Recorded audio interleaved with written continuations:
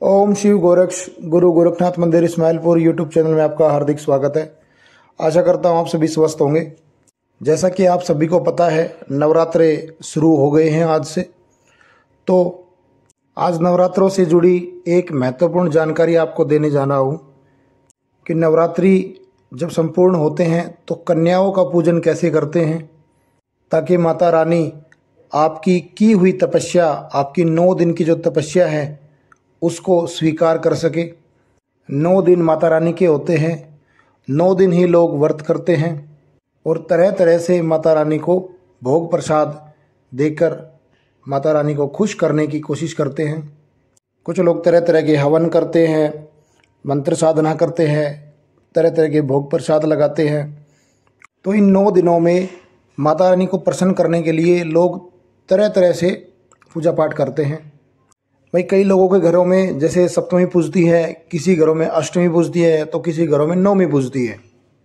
तो सभी के घरों का अलग अलग विधि विधान है पूर्वजों के द्वारा। तो जब माता के नवरात्रे संपूर्ण होते हैं तो जिनके घर में अष्टमी या नवमी पूजती है तो उस दिन 9 कन्याओं को जिमाया जाता है, यानी कि नवरात्रों का समापन किया जाता है। माता को प्रसन्न किया जाता है पूजा पाठ और कन्या बैठाकर। तो आज की इस वीडियो में हम बात करेंगे कि कन्या को किस तरीके से उनको बैठाएं, किस तरीके से उनको खिलाएं। जब कन्या आपके घर में आती है तो उनका कैसे आप पूजन करें, कैसे आप उनको विदा करें। तो ये सारी जानकारी इस वीडियो में मैं आपको देने जा रहा हूँ। जो लोग हमारे इस चैनल पर है नए हैं वो लोग हमारे इस चैनल को सब्सक्राइब कर दें, बेल आइकन के बटन को दबा दें ताकि आने वाली वीडियो आपको सबसे पहले मिले। वीडियो को अंत तक देखना ताकि आपको बारीकी से हर एक चीज़ें समझ में आए।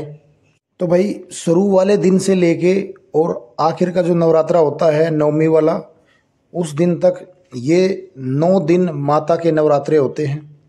तो इन 9 दिनों में आपको किसी भी अपनी माता या बाहर के से कोई भी माता, बहन, छोटी बच्ची हो, दादी हो या अपनी खुद की पत्नी हो, उनको कभी भी जाने अनजाने में बिल्कुल भी भला बुरा या डांट फटकार ना लगाएं, यानी कि उनका दिल ना दुखाएं, क्योंकि माता स्त्री रूपों में ही वास करती है इन दिनों में। वैसे तो और दिन भी ऐसा नहीं करना चाहिए, परंतु ये जो खास जो दिन आते हैं, 9 दिन जो आते हैं माता के, तो माता इन दिनों में स्त्री के रूप में आपके घर में विराजमान होती हैं। तो आप गलती से भी किसी भी स्त्री को, बच्ची को, अपनी माता को, दादी को, अपनी पत्नी को, यानी कि किसी को भी इनको कुछ भी भला बुरा ना कहें। अगर आप ऐसा करते हैं तो आपको बहुत बड़ा पाप लगता है और ना ही आपके नवरात्रे संपूर्ण माने जाते हैं और माता का श्राप का आप भागीदार हो सकते हैं। जिस माता ने हमें जन्म दिया है, अगर हम उस माता का ही दिल दुखाते हैं तो हमें नवरात्रे करने का कोई अधिकार नहीं है। सबसे पहले हमें अपनी माता को, अपनी बहन को, अपनी पत्नी को, इनको सभी को प्रसन्न रखना है। तो अब बात आती है कि किस तरीके से कन्या पूजन करना है। तो जिस दिन आप कन्या पूजन करेंगे, कन्या जिस दिन बैठाएंगे, तो उस दिन सबसे पहले आप घर की साफ सफाई कर लें पूरी। जहाँ पर आपको कन्या को विराजमान करना है, जहाँ पर आपको बैठाकर उनको भोजन खिलाना है, उस स्थान को अच्छे से साफ सफाई कर लें। उस स्थान पर खुशबूदार कोई भी अगरबत्ती या धूप बत्ती वहाँ पर छिड़क दें। जिस स्थान पर कन्या बैठेगी वो स्थान महकना चाहिए। घर का माहौल भक्ति भाव से पूर्ण रखें। घर के अंदर कोई भी लड़ाई झगड़ा ना करें। उस दिन बहुत ही शांति का माहौल बनाकर रखें। आपके दिमाग में कोई भी टेंशन नहीं होनी चाहिए। जो होगा माता अपने आप देखेगी, ये आप सोचकर चले। कोई भी आपके दिमाग में कोई भी शंका है, कुछ भी है, उसको आप निकाल दें। सिर्फ माता की भक्ति में आप लीन रहें। जब भी नवरात्रे संपूर्ण होते हैं तो कन्याओं को बैठाना बहुत ही बड़ा पुण्य माना गया है। देवी माँ इस ब्रह्मांड की अनिष्ठात्री देवी हैं। भगवान को भी स्वयं इस संसार में आने के लिए माता की जरूरत पड़ी थी। इस ब्रह्मांड को रचने वाली देवी है। देवताओं ने भी कन्या पूजन करके माता से बहुत बड़े बड़े वरदान प्राप्त किए हैं। तो घर को बड़ा ही शुद्ध तरीके से रखें, गंगा जल का छिड़काव कर रखें। उसके बाद कन्याओं को आमंत्रण करें। कन्याएं माता का स्वरूप ही होती है। तो जब आपके घर में माता का स्वरूप वो कन्याएं आती हैं तो वो एक रूप माता का ही होता है, उसे नॉर्मल कन्या ना समझे। कन्याएं 2 साल से लेकर 10 वर्ष की उम्र तक की जो कन्याएं होती हैं वो माता के स्वरूप में गिनी जाती हैं। कन्याओं के साथ साथ 2 लांगूर भी जमाए जाते हैं, जिनको एक को बाबा बटुक भैरव का स्वरूप माना जाता है और दूसरे को श्री हनुमान जी का स्वरूप माना जाता है। ये दोनों माता रानी के आगे और पीछे चलते हैं। इन 2 के बिना अगर कन्या के साथ नहीं जिमाए जाते हैं तो इन दोनों के बिना जो नवरात्रों का जो पूजन है वो संपूर्ण नहीं माना जाता। तो इनकी पूजा आपको ज़रूर करनी चाहिए, कन्याओं के साथ इनको जमाना चाहिए। सेम जिस तरीके से आप कन्याओं को भोग लगाएंगे उसी तरीके से आपको इनको भी भोग लगाना है। तो जिस स्थान पर आपको कन्याओं को बैठाना है उस स्थान पर आसन लगाए। तो जब आप आसन बिछा लेंगे तो उसके बाद माता की जो ज्योत है वो खड़ी कर लें, धूप बत्ती अगरबत्ती माता के लिए जला लें और महामाई से प्रार्थना करनी है आपको कि हे महामाई, आप मेरे 9 नवरात्रों को संपूर्ण कराएं और इन कन्याओं के रूप में मेरे घर में विराजमान हो और अपना आशीर्वाद बनाएं। मैंने आपके लिए तरह तरह के भोजन पकवान बनाए हुए हैं, कृपया आएं और अपना भोजन ग्रहण करें, प्रसाद ग्रहण करें। कन्याएं 9 हो जाए तो सबसे बढ़िया है, क्योंकि माता के 9 स्वरूप होते हैं, 9 दिन के ही नवरात्रे होते हैं। तो 9 कन्याएं मिल जाए तो सबसे बढ़िया है और 2 उनके साथ में लंगूर आपको जमाने हैं। भोजन में क्या क्या बनाते हैं ये सुन लीजिए।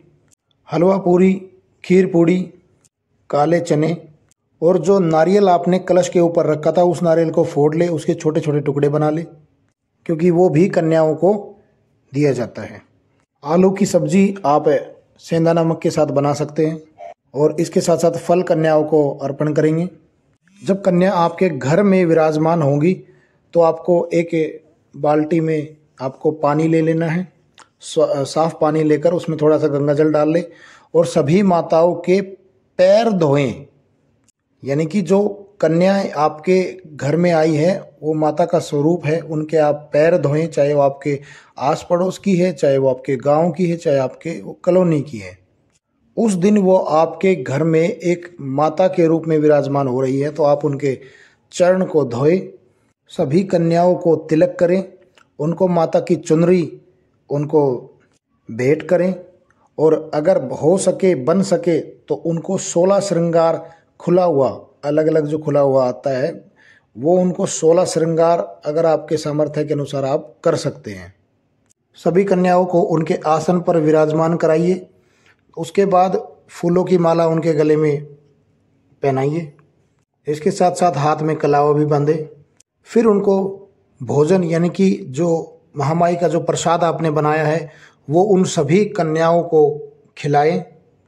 एक बात का विशेष ध्यान रखें कि जब भी कन्या उस भोजन को खा लेती हैं तो उसमें जब थोड़ा सा जो बच जाता है वो सभी कन्याओं की थाली में से आपको थोड़ा थोड़ा अपनी थाली में निकाल लेना है और पूरे परिवार को वो प्रसाद खाना है, क्योंकि माता की वो झूठन है और माता की झूठन में ही सबसे बड़ी शक्ति है, सबसे बड़ा आशीर्वाद है।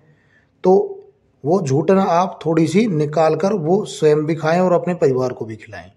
जब उनकी विदाई करनी होती है अपने घर से तो उनको अपनी सामर्थ्य अनुसार उनको दक्षिणा दें, उनको फल दान करें।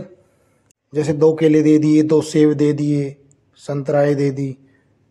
तो इस तरीके से आपको उनकी झोली भर के ही भेजना है और जाते टाइम सभी के पैर जरूर स्पर्श करके उनसे आशीर्वाद जरूर ले लें, ताकि माता के स्वरूप आपको जाते जाते अपना आशीर्वाद देकर जाएं, आपकी झोली भरते रहें।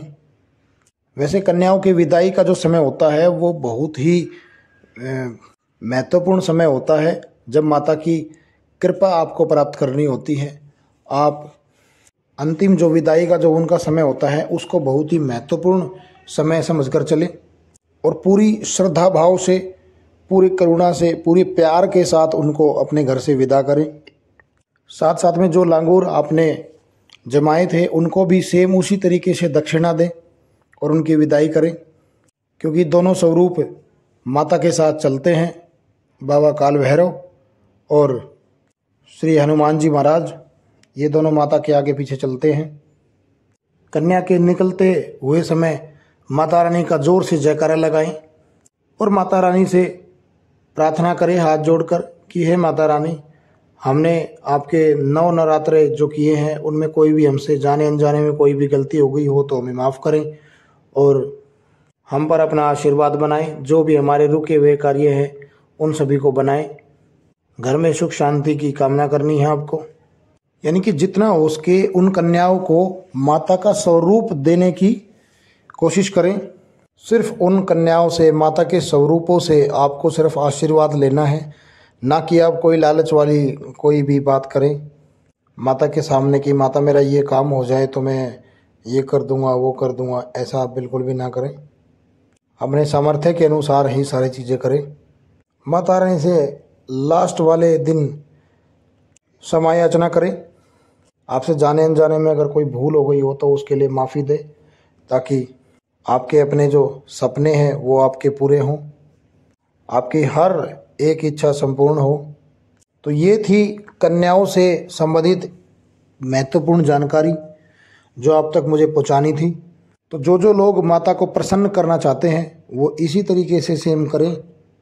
बाकी मैं आशा करता हूँ दी हुई जानकारी से आप संतुष्ट होंगे। बाकी वीडियो अगर अच्छी लगी है तो लाइक करें, शेयर करें, कमेंट करें। बाकी हम मिलते हैं एक नई जानकारी के साथ। जब तक के लिए ओम शिव गोरक्ष, हर हर महादेव, हर हर महादेव।